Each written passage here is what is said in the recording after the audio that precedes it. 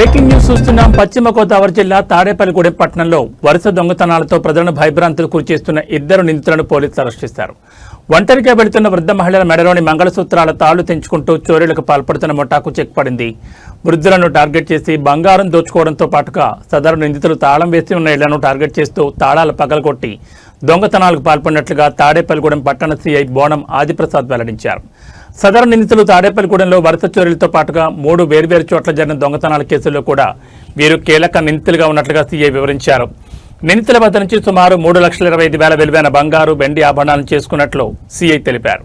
20 గ్రాముల బంగారు మంగళసూత్రాల తాడుతో పాటు భారీ మొత్తంలో వెండి వస్తువులు రికవరీ చేశామన్నారు. వరుస దొంగతనాలతో కలవరపాటుకు గురైన తాడేపల్లిగూడెం ప్రజలకు ఊరటనిచ్చిన పోలీసుల ఆపరేషన్ విజయవంతమైంది. శివాలయం బ్రిడ్జి సమీపంలో 2 నిందితులను అరెస్ట్ చేసినట్లు సీఐ తెలిపారు. పట్టణ పోలీస్ స్టేషన్లో నమోదైన 3 కేసులను ఛేదించి దొంగిలించిన సొత్తును పూర్తి స్థాయిలో రికవరీ చేశారు. జిల్లా ఎస్పీ అద్నాన్ నయీం అస్మి ఐపీఎస్ ఆదేశాలతో ప్రత్యేక నిఘా ఏర్పాటు చేసి కేసులను ఛేదించిన పోలీస్ బృందం సబ్ డివిజనల్ పోలీస్ అధికారి డి విశ్వనాథ్ పర్యవేక్షణలో సిఐబి ఆదిప్రసాద్ నేతృత్వంలో ఈ ఆపరేషన్ విజయవంతంగా నిర్వహించారు పోలీసులు. ఎస్ఐలు బాదం శ్రీనివాస్, కేవీ రమణతో పాటు పోలీస్ సిబ్బంది చాకచక్యంగా వ్యవహరించే నిందితులను కటకటాల వెనక్కి పంపించారు. దొంగిలించిన సొత్తును స్వాధీనం చేసుకుని నిందితులను రిమాండ్ తరలించినట్లు సిఐ వెల్లడించారు.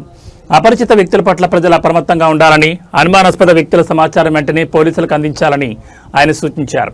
వరుస దొంగతనాలకు తెరదించడంతో తాడేపల్లిగూడెం పోలీసుల పనితీరుపై ప్రజల నుంచి ప్రశంసలు వెల్లువెత్తున్నాయి.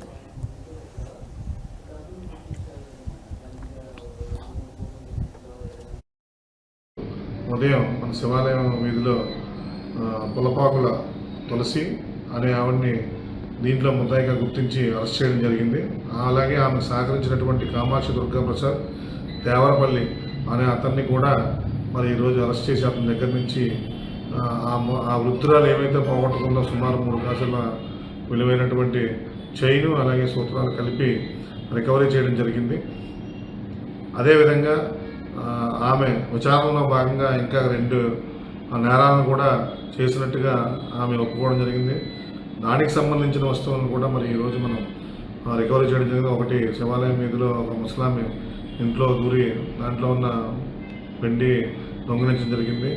అలాగే వేరొక కేసులో కూడా మరి ఆమె కూడా మధురంతో పనిచేసుకునే పేదవాడ ఒక వెండి కూడా దొంగిలించడం జరిగింది. ఆ 2 కేసుల్లో కూడా మరి వారి యొక్క ఏదైతే దొంగిలించిన సొత్తుందో దాన్ని కూడా రికవరీ చేయడం జరిగింది. టోటల్గా 3 కేసుల్లో మొత్తం సుమారుగా 21 గ్రాముల బంగారం అలాగే 440 గ్రాముల యొక్క వెండి కూడా ముద్దాయిల దగ్గర నుంచి స్వాధీనపరుచుకుని వాళ్ళని ఈరోజు ఉదయం అరెస్ట్ చేయడం జరిగింది. ఈరోజు వాళ్ళందరినీ కూడా కోర్టు ముందు ప్రొడ్యూస్ చేయడం జరుగుతుంది. ఎవరైతే మరి దీంట్లో ముద్దాయిని పట్టుకోవడంలో కానీ దర్యాప్తులో కానీ విజయం సాధించినటువంటి మన ఎస్ఐ వెంకటరమణ గారికి అలాగే ఎవరైతే క్రైమ్ పార్టీ సిబ్బంది ఉన్నారో వాళ్ళందరికీ కూడా మరి ప్రత్యేకమైన అభినందనలు తెలియజేయమని అధికారులు తెలియజేయడం జరిగింది.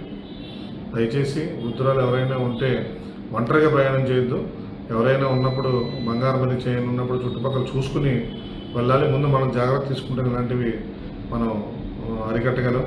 అయిపోయిన తర్వాత చేసే కంటే కూడా ముందుగా మనం జాగ్రత్త తీసుకోవడం మంచిదని చెప్పేసి అందరికి కూడా తెలియజేసుకున్నాం.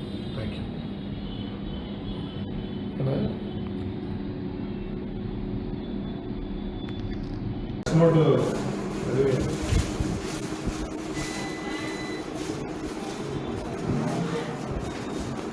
నేను చెప్పిందే వాడుతున్నా.